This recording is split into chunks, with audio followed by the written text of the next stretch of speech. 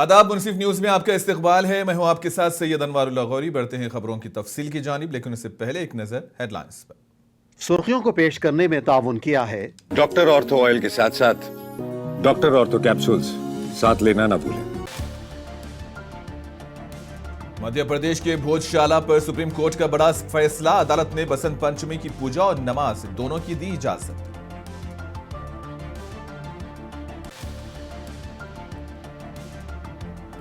मरकजी वजीर दाखिला अमित शाह ने उत्तराखंड का किया दौरा। हरिद्वार में Patanjali emergency and critical care अस्पताल का किया इफ्तिताह। कर्नाटक असेंबली में हंगामा। कांग्रेस अरकान के एहतजाज के बाद गवर्नर थावर चंद गहलोत तकरीर अधूरी छोड़कर चले गए।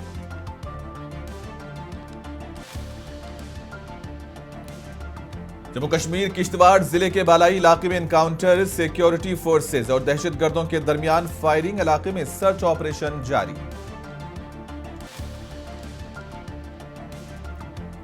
छत्तीसगढ़ के बलोडा बाजार में वाकई स्टील फैक्ट्री में धमाका। 6 मजदूरों की हुई मौत, 1 दर्जन से जायद हुए जख्मी। मध्य प्रदेश के धार जिले में वाक़ तारीखी भोजशाला के तनाज़े पर सुप्रीम कोर्ट ने आज बड़ा फैसला सुनाया है। अदालत ने हुक्म दिया है कि मजहबी रसूमात में तवाज़ुन बरकरार रखते हुए बसंत पंचमी के मौके पर हिंदू पूजा और नमाज दोनों की इजाज़त होगी। अदालत ने अपने फैसले में कहा कि भोजशाला एक तारीखी और सकाफती मकाम है और यहां हर मजहब के लोगों को इबादत की इजाजत दी जानी चाहिए ताकि तमाम कम्युनिटीज के जज्बात का एहतराम किया जा सके। यह फैसला इस मामले में तवील कानूनी लड़ाई के बाद आया है, जिसमें हिंदू और मुस्लिम कम्युनिटी दोनों ने अपने मजहबी रसूमात के लिए दरखास्तें दी थी। वाज़ेह है कि भोजशाला में पहले भी मजहबी तनाज़ात के बाइस इबादत की सरगर्मियां महदूद रही थी, लेकिन सुप्रीम कोर्ट के हुक्म के बाद अब यहां हिंदू पूजा और मुसलमान नमाज दोनों बाकायदगी से अदा कर सकेंगे।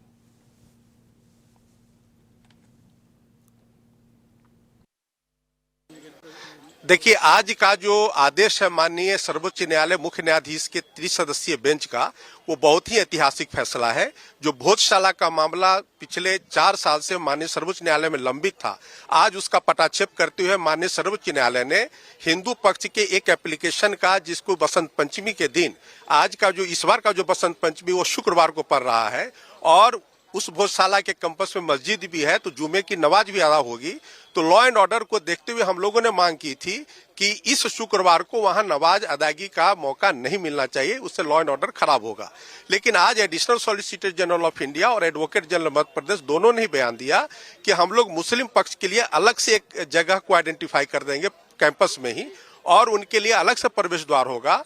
और जो हिंदू पक्ष है वो अपना पूजा अर्चना जिस तरह से सरस्वती मंदिर में करते आ रहे हैं वो करते रहेंगे, उसमें किसी तरह का व्यवधान नहीं होगा और इस तरह से लॉ एंड ऑर्डर को मेंटेन किया जा सकेगा। नमाज के लिए क्या टाइमिंग है? देखिए, नमाज के लिए 1 बजे से 3 बजे तक का समय दिया गया है और जो एंट्री होगी नमाज अदायगी करने वाले लोगों की वो इसी समय के दरमियान होगा। अभी देखा नहीं है क्या है, लेकिन हमको तो मोदी जी के विचारों से मोहन जी यादव जानकारी रखते हैं और निश्चित ही उसने तो समाज से आह्वान किया अखंड पूजा का, वो अखंड पूजा होगी। प्रसाद चाहे हाथ में मिले चाहे पीठ पर। सुप्रीम फैसला आया है जिसमें 7/4/2003 का जो आदेश था उसी को सुप्रीम कोर्ट ने मुस्लिम समाज का भी पक्ष सुना और ये प्रतिक्रिया सुप्रीम कोर्ट से अभी आई है कि 1 से 3 तक जो नमाज का टाइम है वो यथावत रखा है और परिसर के अंदर ही एक मुस्लिम समाज को एक जगह प्रदान की जाएगी जिसमें व्यवस्थित रूप से नमाज होगी और एक अलग से रास्ता भी सुप्रीम कोर्ट ने कहा है कि दिया जाए और दोनों आयोजन शांतिपूर्वक करवाए जाएं और हम पूरे शहर और पूरे जिले और पूरे प्रदेश से यह शांति की अपील करते हैं कि सब शांति व्यवस्था बनाए रखें। सुप्रीम कोर्ट का जो आदेश आया है उसका हम सर्वसम्मति से पालन करें और शांति व्यवस्था बनाए रखें। मरकजी वजीर दाखिला अमित शाह ने आज उत्तराखंड के हरिद्वार में Patanjali emergency and critical care अस्पताल का बाज़ाब्ता आगाज किया, जो कि जदीद तिब्बी सहूलियात से लैस और इलाके के सेहत की बुनियादी ढांचे को मजबूत बनाने में अहम किरदार अदा करेगा। यह अस्पताल पतंजलि जोगपेट महर्षि दयानंद ग्राम में कायम किया गया है और इसका मकसद खासतौर पर इमरजेंसी और संगीन हालत में मरीजों को फौरी और मेयारी इलाज फराहम करना है। इस इफ्तिताही तकरीब में सरकारी हुक्काम और इलाकाई समाजी लीडरों ने भी शिरकत की। अमित शाह अपने 2 रोजा उत्तराखंड दौरे के सिलसिले में हरिद्वार आए हुए हैं, जहां वो सेहत के अलावा रूहानियत, सकाफत और समाजी खिदमात के मौजूआत पर मुख्तलिफ प्रोग्राम्स में शामिल होंगे।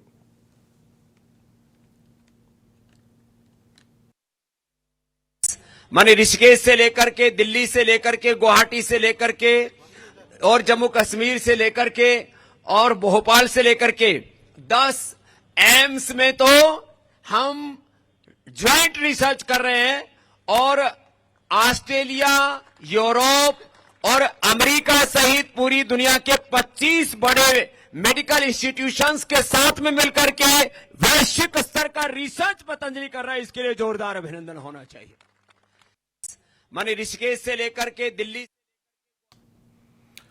समाजवादी पार्टी के सदर अखिलेश यादव ने प्रयागराज में आदि मुक्तेश्वर आनंद सरस्वती के साथ मुबैना बदसलूकी के मामले पर भारतीय जनता पार्टी को सख्त तनकीद का निशाना बनाया है। अखिलेश यादव का इल्जाम है कि शंकराचार्य को मौनी अमावस्या के मौके पर संगम में स्नान लगाने की इजाजत नहीं दी गई। अखिलेश यादव ने कहा कि बीजेपी हुकूमत मजहबी रिवायात और संतों के एहतराम के बड़े बड़े दावे करती है, लेकिन जब एक बावकार शंकराचार्य के साथ ऐसा सलूक किया जाता है तो ये दावे खोखले नजर आते हैं।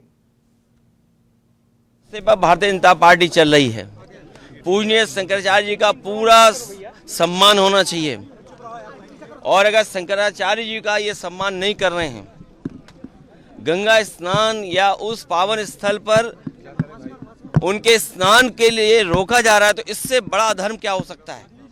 अगर इसका कोई भागीदार है तो भारतीय जनता पार्टी की सरकार है। अधर्म के रास्ते। कर्नाटक असेंबली में इस वक्त गैर मामूली सूरत-ए-हाल पैदा हो गई जब कांग्रेस के अराकीन के नारों और एहतजाज के दौरान रियासती गवर्नर थावर चंद गहलोत असेंबली से बाहर चले गए। इत्तलात के मुताबिक गवर्नर असेंबली से खिताब के लिए ऐवान में मौजूद थे। उसी दौरान कांग्रेस अराकीन ने मुख्तलिफ मुतालबात को लेकर नारेबाजी शुरू कर दी। ऐवान में शोर शराबा बढ़ने के बाद गवर्नर ने अपनी तकरीर अधूरी छोड़ दी और फिर ऐवान से रवाना हो गए। वाक़े के बाद असेंबली में सियासी कशीदगी मजीद बढ़ गई। कांग्रेस अराकीन का कहना था कि वो रियासती हुकूमत से मुतालिक अहम मसाइल को उजागर करना चाहते थे, जबकि अपोजिशन ने गवर्नर के ऐवान से बाहर जाने को आईनी रिवायात की खिलाफवर्जी करार दिया। इस मौके पर असेंबली की कार्रवाई कुछ देर के लिए मुलतवी कर दी गई। वाक़े पर बीजेपी और कांग्रेस लीडरों के दरमियान लफ्जी जंग भी देखने में आई।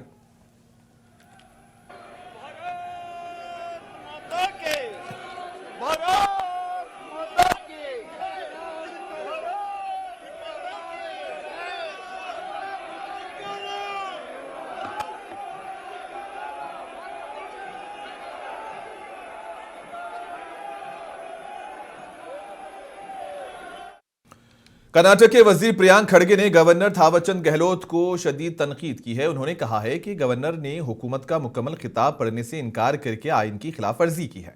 वजीर के मुताबिक यह खिताब मुंतखब हुकूमत की पॉलिसीज की नुमाइंदगी करता है और आर्टिकल 176(1) के तहत इसे बगैर तब्दीली के पढ़ना गवर्नर की जिम्मेदारी है। मुल्क भर में 77वें यौम जमहूरिया की तैयारियों का सिलसिला जोरों पर जारी है और इस मौके पर 26 जनवरी को दिल्ली के कर्तव्य पाथ पर होने वाली यौम जमहूरिया परेड में देसी तोपों से 21 तोपों की सलामी दी जाएगी, जो भारतीय फौज की नज़्म-ओ-ज़ब्त, दुरुस्तगी और खुद इन्हिसारी की शानदार मिसाल होगी। हथियारों को ताकत, तहफ़्फ़ुज़ और नज़्म-ओ-ज़ब्त की अलामत मानकर उनका एहतराम करना भारतीय फौज की कदीम रिवायत रही है। उन्हीं रिवायत में 21 तोपों की सलामी को एक खास मुकाम हासिल है, जो आला तरीन फौजी एजाज तस्वुर की जाती हैं। 77वीं यौम जमहूरिया के मौके पर कर्तव्य पथ पर दी जाने वाली यह सलामी एक बार फिर भारतीय फौज की पेशेवाराना महारत और कौमी वकार की अक्कासी करेगी। यौम आज़ादी और यौम जमहूरिया पर दिया जाने वाला सबसे बड़ा फौजी एजाज 21 तोपों की सलामी है। जब भी कोई गैर मुल्की सरबराह ममलिकत भारत आता है तो सदर जमहूरिया भवन में गार्ड ऑफ ऑनर के दौरान भी यही सलामी दी जाती है। Regarding the preparations, yes, it's a year-long process wherein we have perfected the drill and in a span of 52 seconds, that is the duration of national anthem, we are supposed to fire 21 rounds. So if you see, on every gun to gun, the time duration is 2.5 seconds. So we have perfected that, and we are confident that we'll be able to put up a good show. It is a time critical thing. So we need to fire at the exact same moment when the national flag is unfurled and in synchronized thing with the playing of national anthem and salute by President Bodyguard. And we have got ways and means to communicate between the OP, that is the observation post, and the gun end, and we signal exact time when the guns has. Darul हुकूमत दिल्ली के जवाहर भवन में मनरेगा बचाओ मोर्चा programme मुनक्किद हुआ, जिसमें Congress party के कौमी सदर मल्लिकार्जुन खड़गे और लोकसभा के अपोजिशन लीडर राहुल गांधी के अलावा कांग्रेस पार्टी के सीनियर लीडर्स व दीगर भी शरीक थे। इस मौके पर दोनों लीडरों ने देही रोजगार गारंटी स्कीम मनरेगा के तहफ्फुज और इसके मुअस्सर निफाज पर जोर दिया। कांग्रेस लीडरों ने कहा है कि यह स्कीम मुल्क के देही तबके के लिए बुनियादी अहमियत की हामिल है और हुकूमत को इसकी फंडिंग और अमल दरामद को यकीनी बनाना चाहिए। राहुल गांधी ने शुरका से खिताब में कहा कि हुकूमत की जानिब से स्कीम की कमजोरी या फंड्स में कटौती देही मजदूरों और किसानों के मफादात के खिलाफ है। मल्लिकार्जुन खड़गे ने कहा है कि कांग्रेस इस स्कीम के तहफ्फुज के लिए हर मुमकिन कानूनी और सियासी कदम उठाएगी। कि अधिकार के लिए एकजुट होकर संघर्ष करेंगे। हम मांग आधारित रोजगार, मनरेगा का कॉन्सेप्ट गरीबों को अधिकार देने का कॉन्सेप्ट था। सोच ये थी कि हिंदुस्तान में जिसको भी काम की जरूरत हो वो डिमांड करके रिस्पेक्ट से उसे काम मिले, ये मनरेगा का कॉन्सेप्ट था। इसमें दूसरी बात थी कि ये थर्ड टियर ऑफ गवर्नमेंट जो हमारा है, पंचायती राज का जो सिस्टम है, उसके माध्यम से ये योजना चलाई जाए। इसमें लोगों की आवाज थी, मजदूरों की आवाज थी, रिस्पेक्ट थी और सबसे जरूरी अधिकार शब्द।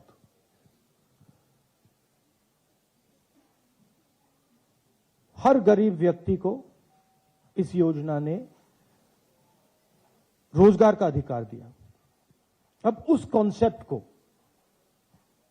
नरेंद्र मोदी जी और बीजेपी खत्म करना चाहते हैं। कुछ साल पहले उन्होंने किसानों पर आक्रमण किया था, काले कानून लाए, मगर किसानों ने उनको रोक दिया।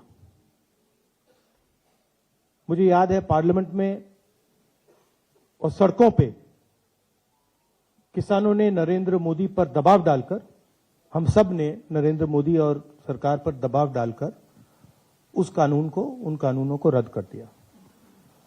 अब वही कॉन्सेप्ट जो इन्होंने किसानों के साथ किया था, अब वो मजदूरों के साथ करने की कोशिश कर रहे हैं। आप जो काम कर रहे हैं ये देखकर राहुल गांधी जी बड़े खुश हो गए। आपको सभी को मैं धन्यवाद देता हूं कि जैसा कि उन्होंने प्रदर्शन किया कि जिस ढंग से देहातों में मनरेगा वर्कर्स को पंजाब हुकूमत ने आज से वजीर आला सेहत बीमा स्कीम का बाज़ाब्ता आगाज कर दिया है, जिसके तहत मोहताज शहरियों को 10 लाख रुपए तक के कैशलेस इलाज की सहूलत फराहम की जाएगी।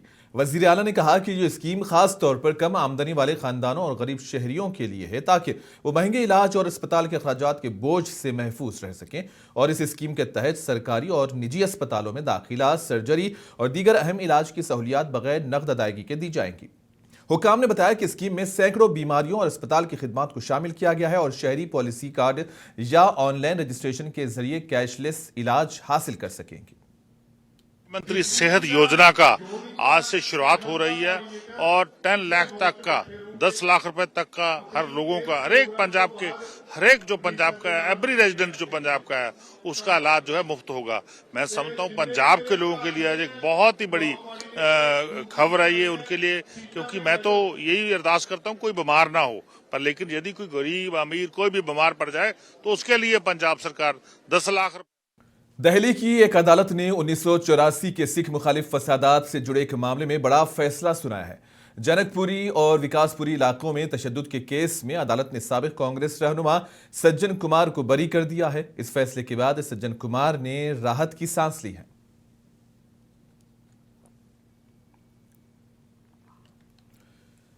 पंजाब में गैंगस्टर्स के खिलाफ कार्रवाई तेज कर दी गई है। वॉर अगेंस्ट गैंगस्टर्स मुहिम के दूसरे दिन पंजाब पुलिस ने फरीदकोट समेत मुख्तलिफ अजला में कार्रवाई करते हुए गैंगस्टर्स से वाबस्ता 1186 अफराद को हिरासत में लिया है और पुलिस के मुताबिक ये मुहिम रियासत में अमन व अमान को कायम रखने के लिए जारी रहेगी।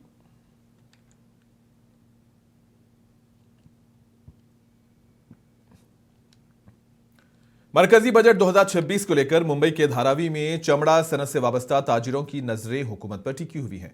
अमेरिकी टैरिफ के बाइस बरामदात मुतासिर होने के बाद ताजिर बजट में जीएसटी में रियायत, आसान कर्ज और बरामदात को फरोग देने वाली पॉलिसी की उम्मीद कर रहे हैं। उनका कहना है कि अगर बरवक्त इक़दामात किए गए तो न सिर्फ सनत को सहारा मिलेगा बल्कि रोजगार और आमदनी में भी इजाफा होगा। मरकजी बजट 2026 को लेकर मुंबई के धारावी में वाक़े चमड़ा सनत से वाबस्ता ताजिरों में उम्मीदें वाबस्ता हो गई हैं। चमड़ा कारोबारियों को तवक्को है कि फरवरी में पेश होने वाला बजट इनके लिए राहत की खबरें लाएगा और बरसों से जारी मुश्किलात में कुछ कमी आएगी। धारावी के बरामद कुनंदगान के मुताबिक अमरीकी सदर ट्रंप की क़यादत में आयद किए गए अमरीकी टैरिफ का बराह रास्त असर हिंदुस्तानी चमड़ा मसनूआत के बरामदात पर पड़ा है, जिसकी वजह से कारोबार में कमी आई और ताजिर शदीद तशवीश का शिकार हैं। सरकार तो यही उम्मीद है जितना वर्कर है उन लोगों को सरकार से यही उम्मीद है तो कुछ बेनिफिट हो। कच्चा मटेरियल का रेट जो बढ़ा है वो कम करे, हम लोग ग्रोथ बढ़ाए, काम का हो एक्सपोर्ट इंपोर्ट प्लस में अदर होलसेलर वाला ये माल लेगा तो ही नहीं भले ग्रोथ इसका बढ़ेगा, तो यही कम हो गया। एक्सपोर्ट तो बहुत ही कम हो गया। एक्सपोर्ट की वजह से तो वर्कर लोग ज्यादा जीता है। सर क्या उम्मीद क्या है सर जी, सामान उमान क्या जरा मटेरियल का रेट और जरा कम रहे ताकि हम लोग भी ज्यादा रेट में शूज बेच नहीं पाए, कस्टमर को भी भारी नहीं लगे। मटेरियल का रेट कम रहेगा तो हम लोग भी रेट जरा कम ही लगाएंगे। अब मटेरियल का भाव बढ़ेगा तो जाहिर सी बात है शूज का भी भाव बढ़ेगा। चमड़ा सनत से वाबस्ता अफराद का कहना है कि बजट में अगर खाम माल की कीमतों में कमी, मार्केटिंग के लिए हुकूमती ताउन और बरामदात को फरोग देने वाली वाज़ेह पॉलिसी का ऐलान किया जाता है तो इस सनत को नई जिंदगी मिल सकती है। खासतौर पर छोटे और मुतवस्सित ताजिरों के लिए ये इक़दाम नहायत अहम साबित होंगे। इस बजट से सरकार से यही उम्मीद है कि सरकार थोड़ा इस पे कुछ रियायत दे और कुछ संशोधन दे और जीएसटी थोड़ा सा कुछ कम करे ताकि हम लोगों को कुछ इस पे सहूलत हो और हमारे जो वर्कर हैं, कारीगर हैं, थोड़ा उनकी भी सैलरी कुछ इस पे मतलब बढ़े ताकि उन लोगों को भी कुछ राहत मिले।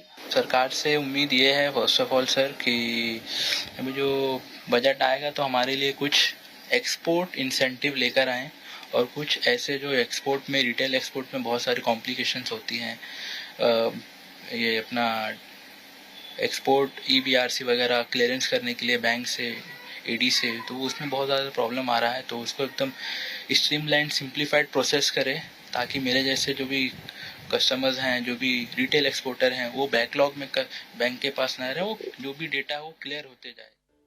धारावी के चमड़ा ताजिर इस उम्मीद के साथ मरकजी बजट 2026 की तरफ देख रहे हैं कि इसमें ऐसे खुसूसी स्कीमों का ऐलान होगा जो इन्हें मौजूदा बहरान से निकालने के साथ साथ तवील मुद्दती तरक्की की राह भी हमवार करेंगे।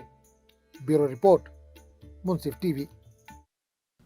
केरला असेंबली में आज हुकूमती इत्तेहाद LDF के अराकीन ने वॉकआउट किया और अपोजिशन इत्तेहादियों ने यूडीएफ पर इल्ज़ाम आयद किया है कि वो सबरीमाला गोल्ड चोरी केस पर शफाफ बहस से गुरेज कर रहा है और एलडीएफ अरकान का कहना था कि यह मामला रियासत के अवाम के लिए इंतहाई अहम है और इसे असम्बली में मुकम्मल तौर पर ज़ेर बहस लाना चाहिए था। इन्होंने मजीद कहा कि यूडीएफ की गैर संजीदा रवैया न सिर्फ जमहूरी अमल की खिलाफ वर्जी है बल्कि अवामी एतमाद को भी कमजोर करता है। अपोजिशन की जानिब से ताहाल कोई बाज़ाब्ता रद्द-ए-अमल सामने नहीं आया है, जबकि असम्बली के स्पीकर ने सूरत हाल को काबू में लाने के लिए इजलास कुछ देर के लिए मुलतवी कर दिया था।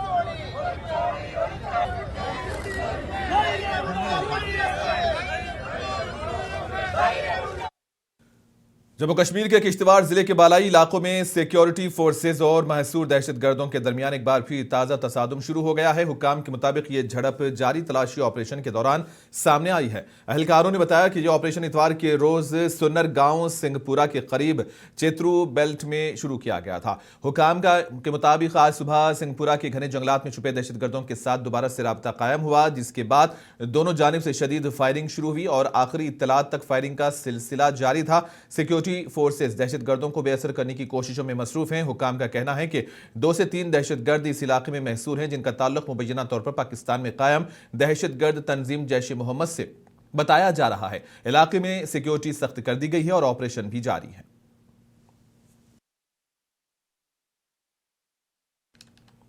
छत्तीसगढ़ के जिले बलोडा बाजार भटापारा में एक स्टील फैक्ट्री में धमाका हुआ। इस हादसे में 6 मजदूरों की मौके पर ही मौत हो गई है, जबकि 1 दर्जन मजदूर शदीद तौर पर जख्मी बताए जा रहे हैं। इब्तदाई इत्तलात के मुताबिक यह धमाका फैक्ट्री के प्रोडक्शन यूनिट में उस वक्त पेश आया जब काम जारी था।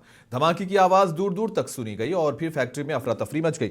जख्मी मजदूरों को फौरी तौर पर करीबी अस्पतालों में दाखिल करा दिया गया, जहां बास की हालत तशवीशनाक बताई जा रही है। वाकई की इतला मिलते ही पुलिस, फायर ब्रिगेड और रेस्क्यू टीमें मौके पर पहुंच गई और मलबे में दबे मजदूरों को निकालने का काम शुरू किया गया। फैक्ट्री को आर्जी तौर पर बंद कर दिया गया। हुक्काम के मुताबिक धमाके की वजह ताहाल वाज़ेह नहीं हो सकी है, ताहम बॉयलर फटने या तकनीकी खराबी के इम्कानात जाहिर किए जा रहे हैं। पुलिस ने मुकदमा दर्ज करके तहकीकात शुरू कर दी है, जबकि ज़राई इंतजामिया ने वाकई की आला सतही जांच के अहकामात दिए हैं।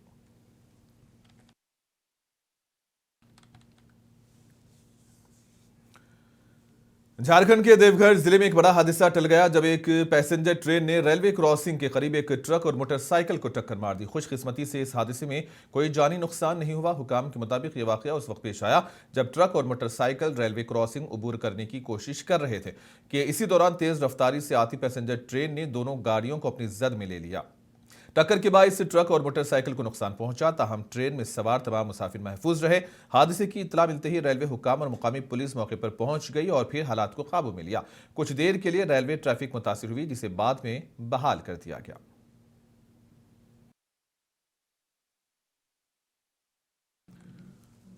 अमेरिकी सदर डोनाल्ड ट्रंप आज स्विट्जरलैंड के डाउस में वर्ल्ड इकोनॉमिक फोरम के दौरान गाजा बोर्ड ऑफ पीस के दस्तखती तकरीब की मेजबानी करेंगे। ये नया इदारा वाशिंगटन की जानिब से बैनुल-अक़वामी सतह पर गाजा और दीगर खित्तों में अमन और इस्तेहकाम को कायम करने के लिए पेश किया जा रहा है, जिसके बाद क़ियास आराइयां की जा रही हैं कि यह इदारा मुस्तक़बिल में दीगर आलमी तनाज़ात पर भी रद्द-ए-अमल दे सकता है। और इब्तदाई तौर पर बोर्ड को यह जिम्मेदारी दी गई है कि वह गाजा की दोबारा तामीर के लिए हुक्मरानी की निगरानी और फंडिंग की हम आहंगी करे, क्योंकि इस खित्ते को गुज़िश्ता 2 साल इस्राएली फौजी हमलों के दौरान शदीद नुकसान पहुंचा था।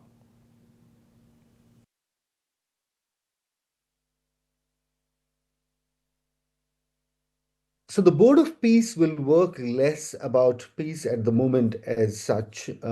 The right now need in Gaza is to provide food, shelter, medicines, and basic human living conditions, because the life in Gaza has been completely exposed, and I think Board of Peace has to do much of a humanitarian work and less of a diplomatic work right now. और इसी के साथ ही खबरों का सिलसिला यहीं पर इख्तिताम पजीर होता है। दीजिए इजाजत, आदाब।